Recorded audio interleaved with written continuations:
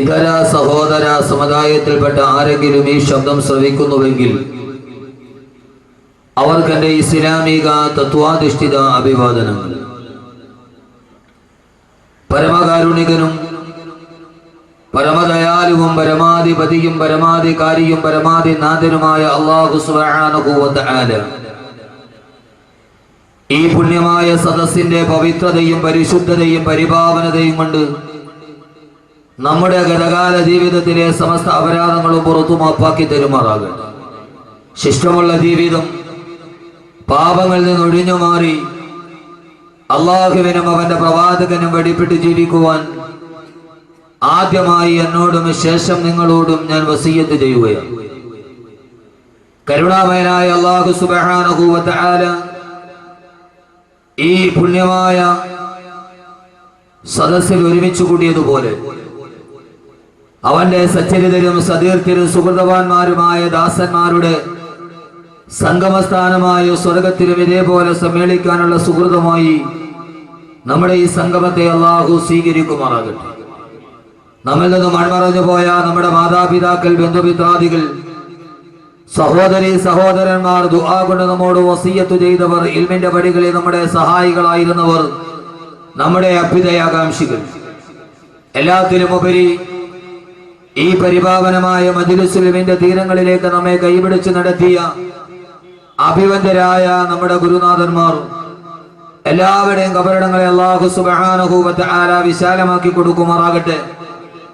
അവരുടെ പരലോക ജീവിതം സുഖത്തിലും സമാധാനത്തിലും സന്തുഷ്ടിയിലുമായി അല്ലാഹു സുബ്ഹാനഹു വ തആല കബൂൽ ചെയ്ത് അനുഗ്രഹിക്കുമാറാകട്ടെ എന്ന ദുആയോടുകൂടി മരണം ജീവിതത്തിന്റെ തുടക്കം എന്ന വിഷയം ചർച്ച ചെയ്യുമ്പോൾ ഞാൻ എന്റെ പ്രിയപ്പെട്ട സഹോദരങ്ങളോട് ആത്മീയത ഏറ്റവും വലിയ കച്ചവട വസ്തുവായി മാറുന്ന ആത്മീയ ചൂഷണത്തിന്റെ പേരിൽ കേരളത്തിൽ ഏറ്റവും വലിയ സംവാദ പ്രതിവാദങ്ങൾ നടന്നുകൊണ്ടിരിക്കുമ്പോ ആത്മീയ കച്ചവടം പൊതിപിടിക്കുമ്പോൾ എന്റെ പ്രിയപ്പെട്ട സഹോദരങ്ങളെ, ആരാ യഥാർത്ഥ വലിയാരാണ് എന്ന് തിരിച്ചറിയണമെങ്കിൽ അള്ളാഹുവിന്റെ വിശുദ്ധമായ ഖുർആൻ തന്നെ പറയുന്നുണ്ട് യഥാർത്ഥ വിലായത്തിന്റെ ഉടമസ്ഥനാരാ.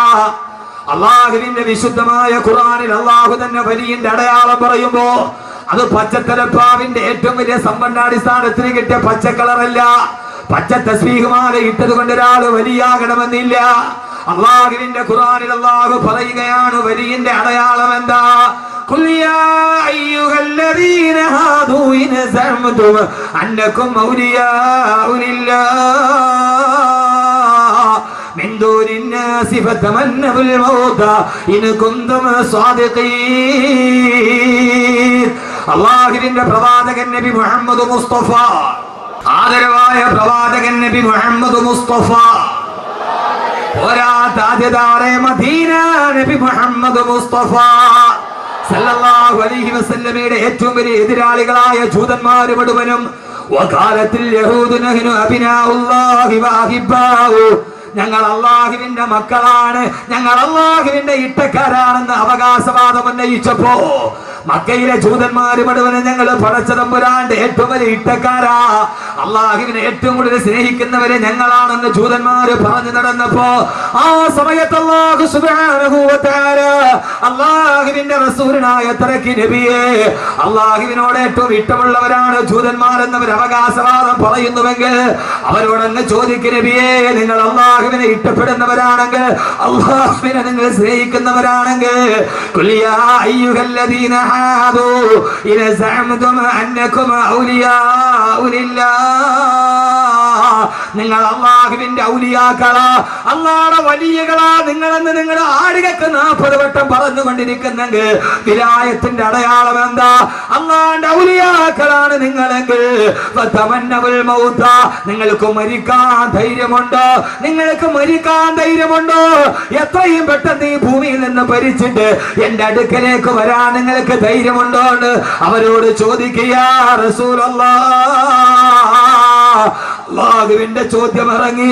അള്ളാഹുവിനെ ഇഷ്ടപ്പെട്ടവരാണെങ്കിൽ, പടച്ചറപ്പിനെ സ്നേഹിക്കുന്നവരാണെങ്കിൽ, പടച്ചറപ്പിന്റെ ഇട്ടക്കാരാണെങ്കിൽ, പടച്ചറപ്പിനെ സ്നേഹിക്കുന്നവരാണെങ്കിൽ, പടച്ചറപ്പിന്റെ സ്വർഗത്തിന്റെ അവകാശികളാണെങ്കിൽ, നിങ്ങൾക്ക് ആർക്കെങ്കിലും കഴിയോ? നിങ്ങൾ ആരെങ്കിലും മരണത്തെ ഇഷ്ടപ്പെടുമോ? ഈ ഭൂമിയിൽ നിന്ന് മരിച്ചിട്ട് എന്നെ മണ്ണിന്റെ അടിയിലേക്ക് വരാൻ, പരലോകത്തേക്ക് എഴുന്നേറ്റ് നിൽക്കാൻ. എന്നിട്ട് അള്ളാഹു പറയുകയാണില്ല നബിയേ, വലാ യതമന്നൗനഹു അബദൻ ബിമാ ഖദ്ദമത് ഐദീഹിം വല്ലാഹു അലീമുൻ ബിസ്സാലിമീൻ. വലാ യതമന്നൗനഹു അബദാ, അവരൊരിക്കലും മരിക്കാൻ ആഗ്രഹിക്കില്ല നബിയേ. ഈ ഭൂമിയിൽ നിന്ന് മരണത്തോടെ വിട പറഞ്ഞു പോകാൻ, ആരുടെ മണ്ണിലേക്ക് പോയി മലന്ന് കിടക്കാൻ അവരൊരിക്കലും ആഗ്രഹിക്കില്ല നബിയേ. കാരണം എന്തെന്നറിയുമോ? ബിമാ ഖദ്ദമത് ഐദീഹിം, അവര് ജീവിതത്തിൽ ചെയ്ത പ്രവർത്തനങ്ങൾ അത്ര നല്ലതല്ല. അവർ ഈ ഭൂമിയിൽ ചെയ്തു കൂട്ടിയത് അത്ര നന്മകളൊന്നുമല്ല, തിന്മകൾ മുഴുവനെ ചെയ്തു കൂട്ടി അവരങ്ങനെയാ. വലാ യതമന്നൗനഹു അബദാ, അവരൊരിക്കലും മരിക്കാൻ ആഗ്രഹിക്കില്ല നബിയേ. അള്ളാഹുവിന്റെ വിശുദ്ധമായ ഖുർആൻ, ഞങ്ങൾ അള്ളാഹുവിനെ അനുസരിച്ച് ജീവിക്കുന്നവരാണെന്ന് അവകാശവാദം പറഞ്ഞ ചൂതന്മാരെ കണ്ണിച്ചുകൊണ്ടിറക്കി ആയത്തിന്റെ തുടക്കം ചോദിച്ചുകൊണ്ട് മരണത്തെ കുറിച്ച് കേൾക്കാനെത്തിയ എന്റെ പ്രിയപ്പെട്ട സഹോദരങ്ങളോട് ചോദിക്കട്ടെ, മരണം ഈ യഥാർത്ഥ ജീവിതത്തിന്റെ തുടക്കമാണെങ്കിൽ ആർക്കെങ്കിലും ധൈര്യമുണ്ടോ മരണത്തെ ആഗ്രഹിക്കാൻ? അള്ളാഹുവേ, യഥാർത്ഥ ജീവിതത്തിന്റെ തുടക്കം മരണമല്ലയോ? ഇനിയല്ലയോ മഹിഷറയുള്ളത്? ഇനിയല്ലയോ അർശിന്റെ തണലുള്ളത്? മരണത്തിന്റെ ശേഷമല്ലേ അർശിന്റെ തണലുള്ളത്?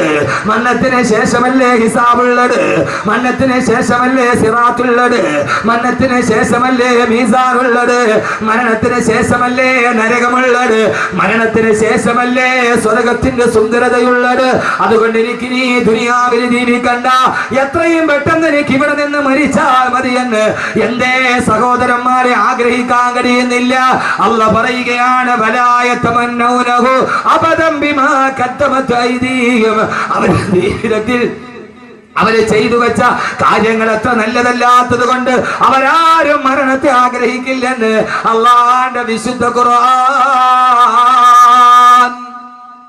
അള്ളാഹുവിന്റെ ഖുർആനിൽ അള്ളാഹു പറയുകയാ, നിങ്ങൾ ആരെങ്കിലും അള്ളാഹുവിന്റെ വിലായത്തിന്റെ അടയാളം മരിക്കാൻ ആഗ്രഹിക്കുക എന്നുള്ളത്.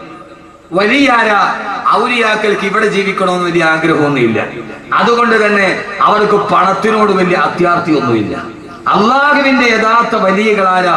അവര് പണത്തിനോട് ആർത്തികളുള്ളവർ. അവർ ആയിരത്തോടും ലക്ഷങ്ങളോടും കോടികളോടും ആർത്തിയുള്ളവരല്ല. അവർ അള്ളാഹുവിന് ഇഷ്ടപ്പെട്ടവരാണെങ്കിൽ, ഹബീബായ നബി മുഹമ്മദ് മുസ്തഫ സല്ലല്ലാഹു അലൈഹി വസല്ലമയെ സ്നേഹിക്കുന്നവരാണെങ്കിൽ അവർ ലക്ഷത്തിന്റെയും കോടികളുടെയും കഥ പറയുന്നവരല്ല. അവരെത്രയും പെട്ടെന്ന് ഈ ഭൂമിയിൽ നിന്നും മരിക്കണമെന്ന് ആഗ്രഹിക്കുന്നവരാണ്. യഥാർത്ഥത്തിൽ ജീവിതത്തിൽ ആഗ്രഹിക്കേണ്ടത് മരിക്കാൻ, എത്രയും പെട്ടെന്ന് മരിക്കണം. അല്ലാഹു തൗഫീഖ് തരട്ടെ.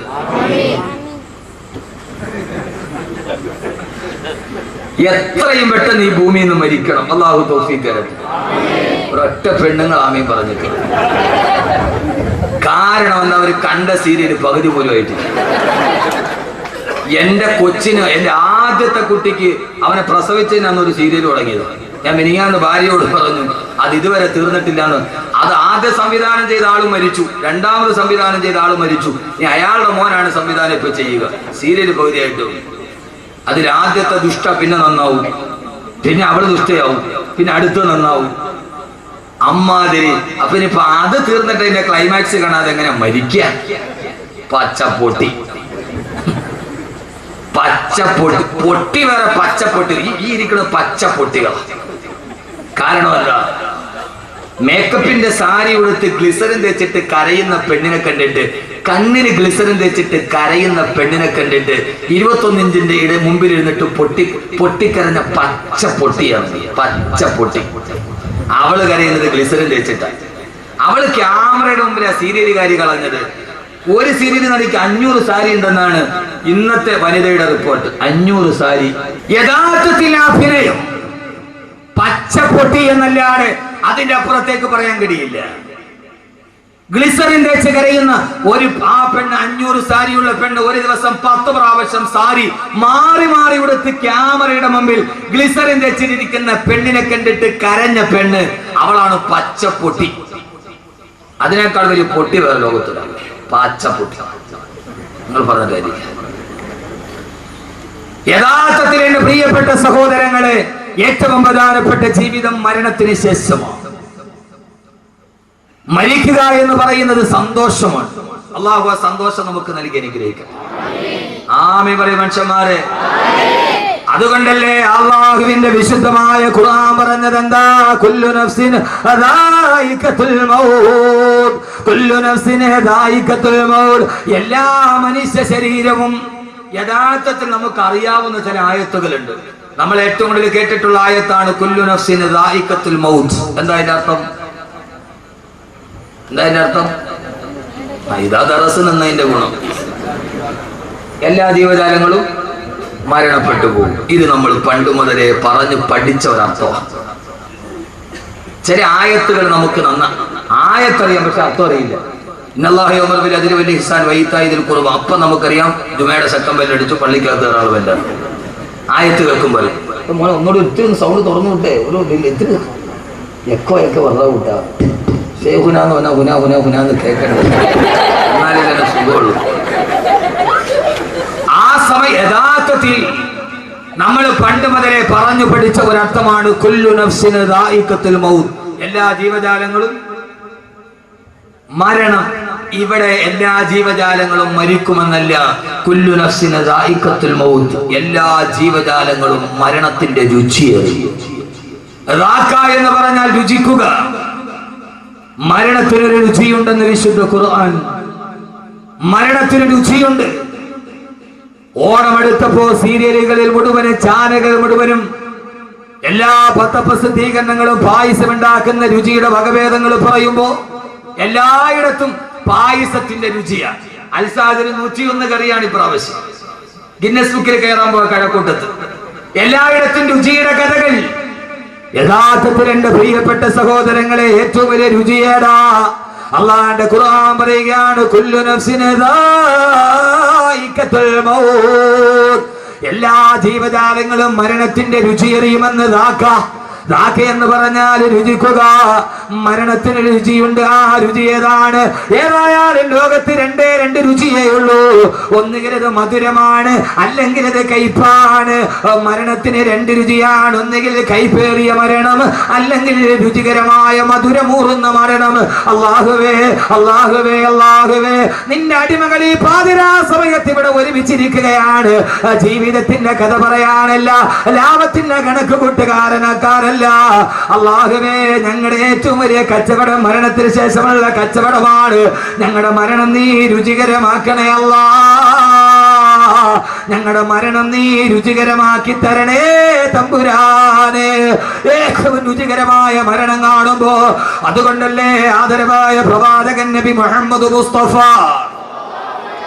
ആദരവായ പ്രവാചകൻ നബി മുഹമ്മദ് മുസ്തഫ സല്ലല്ലാഹു അലൈഹി വസല്ലമയുടെ പ്രിയപ്പെട്ട സഹാബി ബഹുമാനപ്പെട്ട സയ്യിദുനാ ബിലാൽ, കറുത്തവനായ ബിലാൽ, കറുത്ത ബിലാൽ, ഉമയ്യത്തിന്റെ ചാട്ടവാറടിയേറ്റിട്ട് പിടഞ്ഞു പോയ ബിലാൽ, ആഫ്രിക്കക്കാരനായ ബിലാൽ.